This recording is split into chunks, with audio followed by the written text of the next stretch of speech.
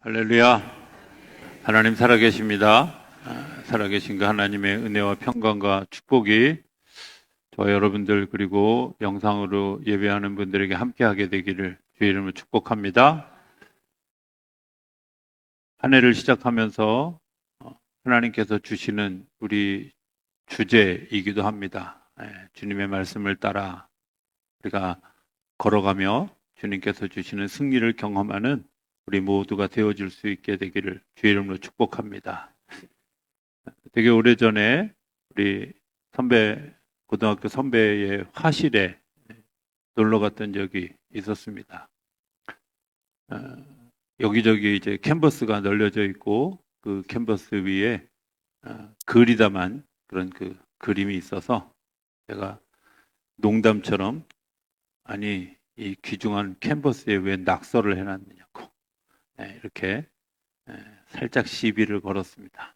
그랬더니 그 선배님이 뭐라고 얘기하시냐면 낙서와 그림의 기초는 다르다고. 낙서는 아무 생각 없이 방향 없이 남겨놓은 흔적이 낙서고, 여기는 뭔가 뚜렷한 목적을 가지고 그 목적 위에 흘려진 것이기 때문에 낙서라고 하면 안 된다고 하면서 그림에 대한 이야기를 좀 해 주었습니다. 우리가 이제 그림을 보통 그리면 예를 들어서 교회를 그린다 그러면 한가운데다가 아니면 살짝 옆에다가 교회 그림을 그리잖아요. 근데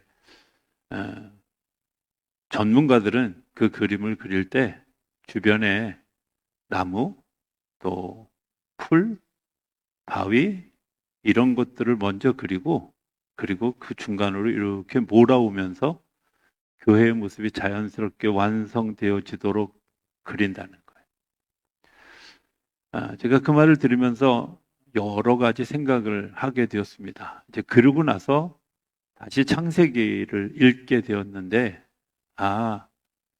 거기에 이 전문가가 이야기하는 전문가보다 더 뛰어난 전문가이신 하나님의 일들이 그 안에 있다는 사실을 알게 되죠. 하나님이 천지를 창조하실 때 이 세상이 땅이 혼돈하고 또 공허하고 또 흑암이 깊었고 하나님의 신은 수면에 운행하고 계시다. 우리가 그림을 그려보면 쉽게 얘기하면 엉켜서 지저분하고 또 더럽고 복잡하고 이해 안 되는 그림일 거라고 생각이 되어집니다. 그러면서 생각해 보니까 빛이 있으라 하심에 빛이 있었고, 그리고 하나님은 뭐라 그러냐면 하나님 보시기에 좋았더라.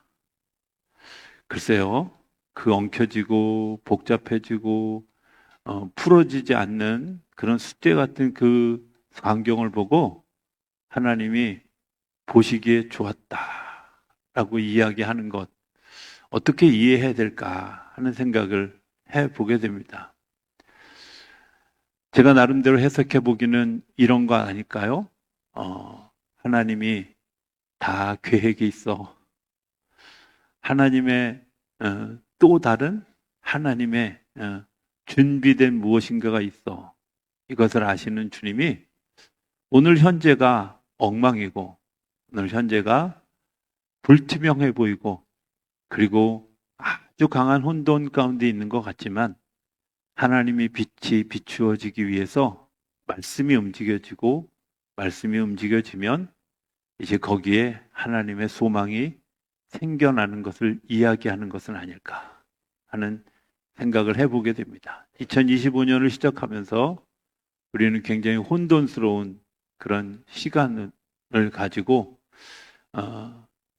2025년 새해를 맞았습니다.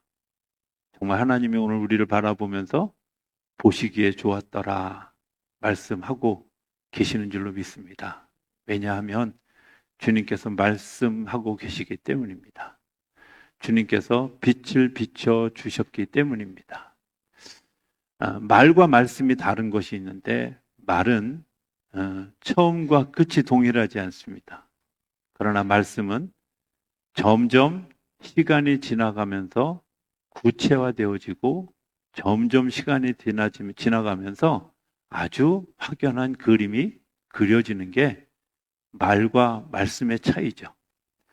사람의 말은 헛돼서 아무렇게나 이야기하고 뒤에 책임지지 않지만 하나님의 말씀은 당신이 말한 것이 씨앗이 되어져서 오늘부터 펼쳐질 내일과 모레와 뒤의 시간들을 통해서 하나님의 역사가 세워져 가게 된다고 하는 겁니다.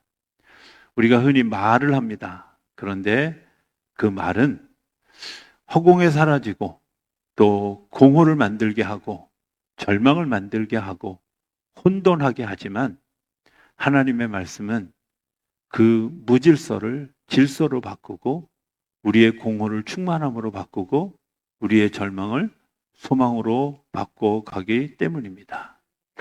하나님이 오늘 우리에게 말씀하시기 시작하셨다.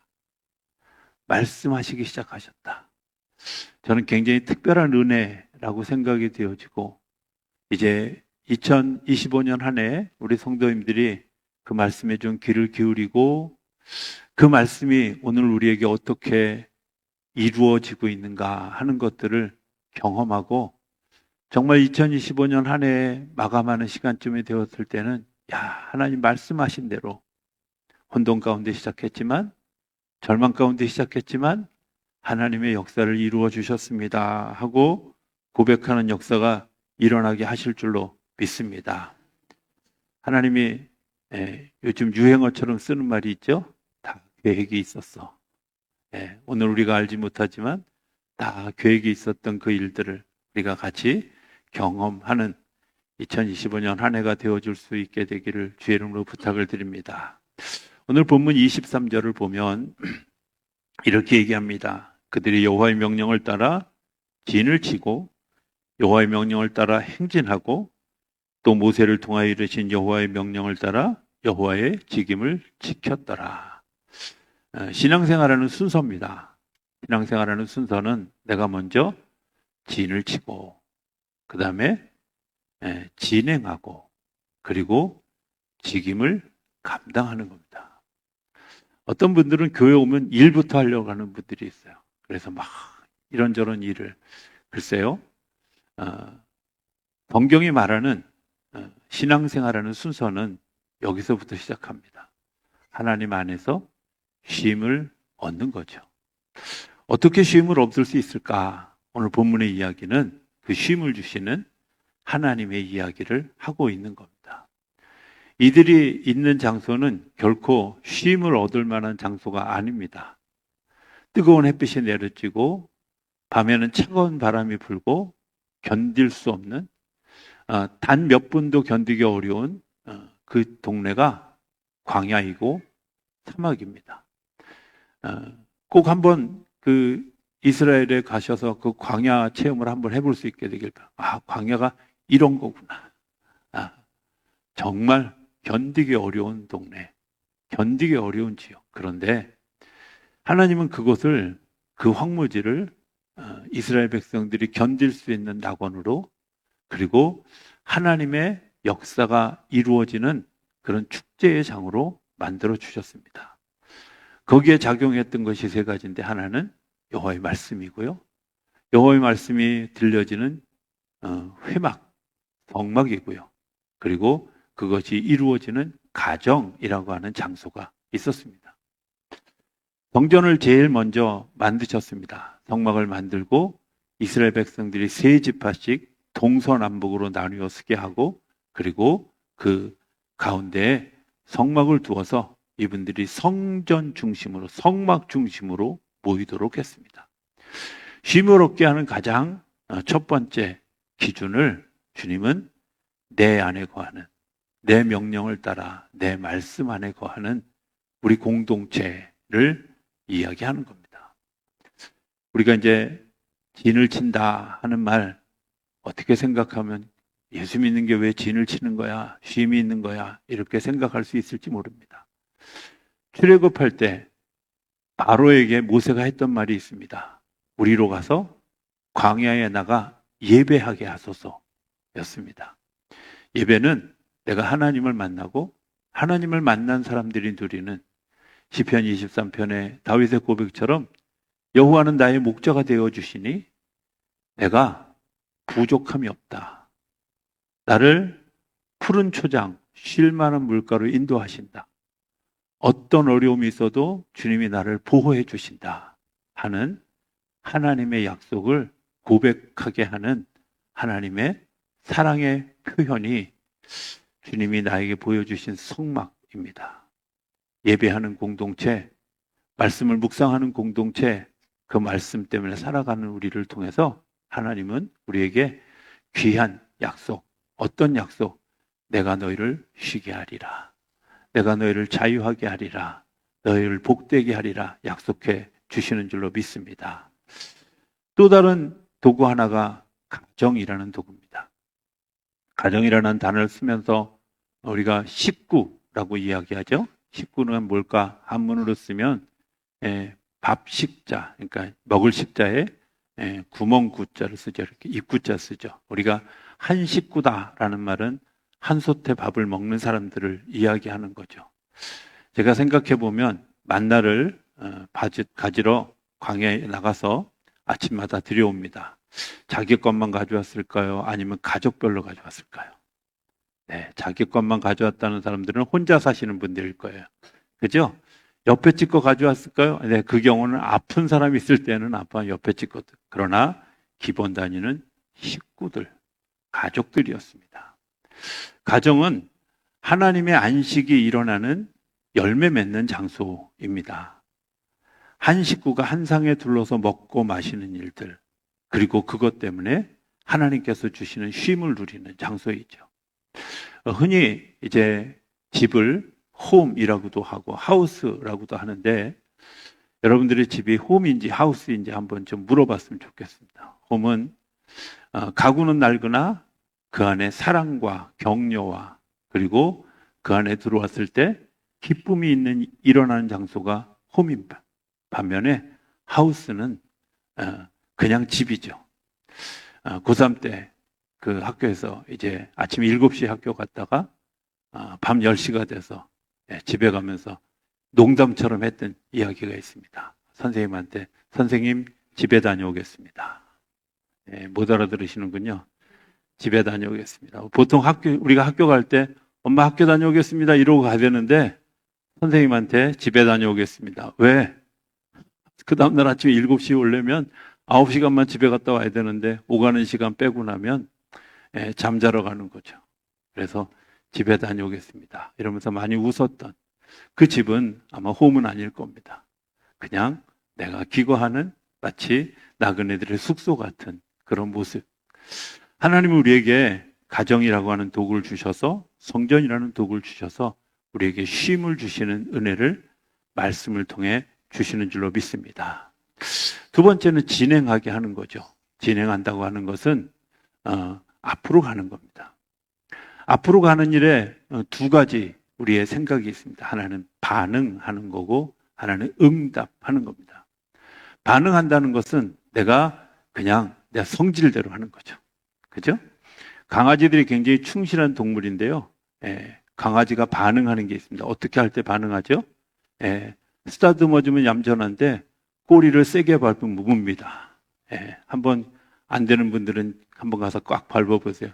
물리기로 작정하시고. 그게 반응이죠. 이스라엘 백성들이 처음에 광야에 나왔을 때 반응했습니다. 불평했습니다. 물이 없습니다. 먹을 게 없습니다. 또 고기가 없습니다. 그때가 좋았습니다 하고 불평하고 원망하는 반응했습니다. 그런데 하나님이 그 불평과 원망을 기도로 바꿔주었죠. 물이 없다고 원망하는 그들에게 물을 달라고 하는 기도를 받으시고 그들에게 물을 제공했고, 고기를 달라고 하는 그들에게 그들의 기도를 바꾸셔서 그들에게 메추라기를 공급해 주셨어요.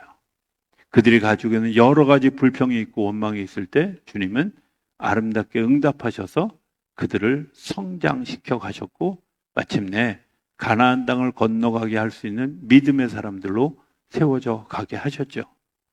오늘 우리가 한 해를 지나면서 정말 진행하는 것, 앞으로 나아가는 것, 우리 안에 반응으로 사는 게 아니라 응답으로 살아가는.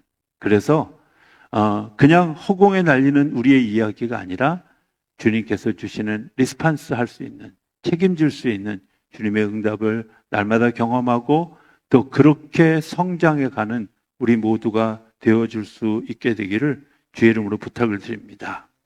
세 번째는 여호와의 직임을 지켰더라입니다. 직임을 지킨다는 게 뭘까? 사람에게 네 가지 시기가 있다고 합니다. 보통 4분의 1로 나눠서 100세를 가정할 때 11살부터 25살까지는 배우름의 시기가 있습니다. 또 25살부터 50까지는 채움의 시기가 있죠. 그래서 열심히 일하고 법니다. 또 50이 넘어서 75세까지는 이제 나누는 시기입니다. 그 나눔의 시기가 지나고 나면 이제 하나님 앞에 갈 비움의 시기가 필요한 거죠. 직임을 지킨다는 게 뭘까? 저는 이런 것이라고 생각합니다. 예를 들면 도둑질하지 말라 하는 주님의 계명, 내가 배울 때는 그것을 가슴 깊이 세우죠. 그래서 그것들에 대해서 내가 이제 익힙니다. 그러나 내가 체험의 시기에 가면 어떻게 할까요? 그것을 율법적으로 지키는, 내가 도둑질하지 않기 위해서 애를 쓰는 거죠. 때로는 무력이 생겨도 내가 참죠. 때로는 견딜 수 없을 때 기도하기도 하죠.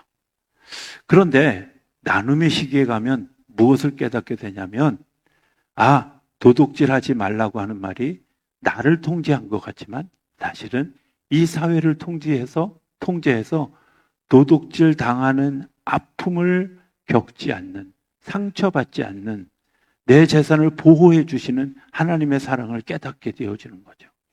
나누어지는 거죠. 그리고 비워지는 것은 용서하고 화해하는 일로 세워져 가게 하는 거예요. 혹여 나한테 그런 일이 있었다 할지라도 그들을 용서하고 화해하는 일들로 우리가 직임을 감당해 가게 하리려는 하나님의 계획. 저는 직임을 지킨다고 하는 것이 이런 거라고 생각합니다. 우리가 삶을 살면서 죽음 앞에서 반드시 회개해야 될 여러 가지가 있는데 그 중에 하나가, 하나님, 제가 여러 가지 이유로 하나님이 맡겨주신 은사, 맡겨주신 책임을 제가 잘 감당하지 못했습니다 하는 겁니다.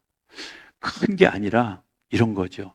나에게 이야기하려고 다가온 사람들의 이야기를 들어주었습니다.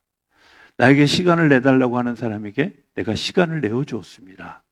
나에게 도움을 요청하는 사람들에게 기꺼이 그 도움에 응답했습니다. 하나님이 우리에게 부탁하신 일이죠. 그래서 마태복음 5장에 예수님이 얘기하신 것처럼 누가 너에게 오리를 가져가거든 심리를 가져오라. 누가 너에게 겉옷을 달라고 하면 속옷을 달라고 하면 겉옷까지 내어주어라. 이렇게 이야기하신 이유는 기꺼이 내가 가지고 있는 직임, 내게 맡겨진, 그리고 내가 감당할 수 있는 일들을 요청해 왔을 때 내가 기꺼이 그 일을 하는. 몇 년 전에 하늘의 부름을 받은 이어령 교수님이, 당신이 이제 항암을 하지 않고 내가 이 암과 싸우면서 마지막 하나님 앞에 가는 시간들을 가지겠습니다 라고 이야기하며 그 이야기에 줄을 이렇게 달았습니다. 제가 그 암 치료를 받으면서 이렇게 고통과 싸우는 그 사이에 하나님이 내게 맡겨주신 일들, 내가 글 쓰는 자로서 하나님이 내게 맡겨주신 일들을 내가 마지막까지 최선을 다해서 하기를 원해서 항암 치료할 수 있는 시간들을 줄이겠다. 그래서 당신이 일본의 역사, 또 한국의 숨겨진 역사들을 수집했던 것들을 다 정리해서 한국의 역사에 관계된 3권인가 4권인가의 책을 내고, 중국의 역사를 방대해서 쓸 수가 없어서 그 일을 할 수 있는 중국 역사 쓰게 하는 그런 팀을 만들어서 그 조직하고 하늘의 부름을 받은 사건들을 보게 되었습니다. 오늘 내가 주님께서 부르실 때 그 직임을 잘 감당할 수 있는 믿음의 사람으로 살아가는 것, 여호와의 명을 따라 직임을 지키는 일들. 오늘 성찬의 의미는 저는 그런 것이라고 생각이 되어집니다. 예수님이 이 땅에 오셔서 우리에게 제자들을 가르쳐 주시고 그 제자들을 훈련시키셨습니다. 아직 그들은 예루살렘도 유대도 사마리아도 땅끝까지 이르러 복음의 증인이 될 만한 사람들이 아니었습니다. 이제 주님은 떠나야 되는 시간이 되었습니다. 그들에게 주시는 마지막 당부입니다. 너희가 직임을 잘 지켰으면 좋겠다. 너에게 맡겨진 너에게 훈련되어진 그것을 가지고 세상을 향해 나아가는 증인들이 되어줬으면 좋겠다. 그러면서 주님께서 말씀하신 것이 몸을 떼어주며 이건 내 몸이다. 내 몸이 너희 안에 들어가서 내 몸처럼 움직여줬으면 좋겠다. 이것은 내가 너희를 주는 내 피다. 포도주가 너희 안에 들어갔을 때 내가 가지고 있던 그 사랑, 뜨거운 정열, 용서하는 마음, 화해하는 마음이 우리 안에 일어나서 이 세상을 살리는 일의 도구가 되어지는 직임을 감당하는 하나님의 사람이 되었으면 좋겠다 하는 것이 예수님의 당부였습니다. 2025년에 시작하는 성찬식, 오늘 우리에게 주시는 그 파송의 말씀을 우리가 듣는 시간이 되어지고 그 파송에 아멘 하고 응답하는 그런 우리의 모습을 통해서 2025년 한 해가 여호와의 명을 따라 쉼을 얻고 또 성장하고 그리고 그 직임을 감당하는 일에 쓰임받는 것 때문에 하늘의 복을 누리는 저와 여러분들의 삶이 되어질 수 있게 되기를 주의 이름으로 축복합니다.